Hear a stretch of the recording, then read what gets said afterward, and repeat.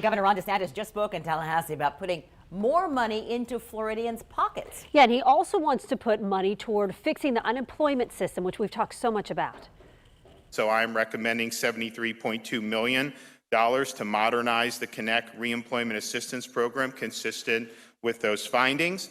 I'm also recommending the provision of $56.6 million to support the operations of the Reemployment Assistance Program to accommodate increased volume and manage the adjudication of claims, particularly when you have disputed claims.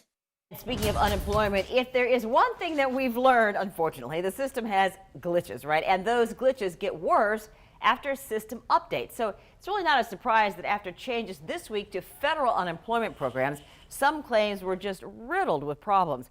Jocelyn Howard is on your side, though, with how you can avoid falling into traps, which this new program seems to have a lot of. Many unemployment claims were set to expire soon, but the American Rescue Plan extended federal programs PUA and PEUC through September 4th. Yesterday, we saw many people posting pictures of their Connect pages reflecting this change, which is great, but the problem started when people started claiming their remaining benefits.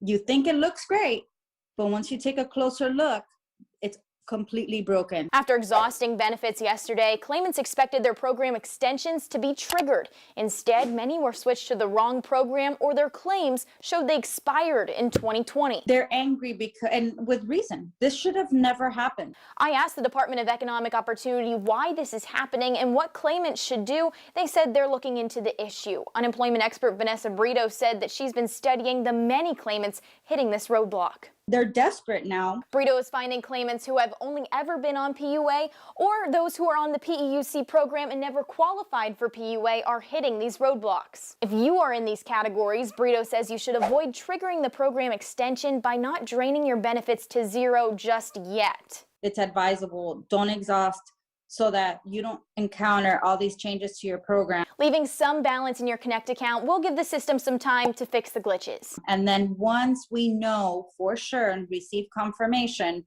that the triggers are in place, okay, at that point, exhaust.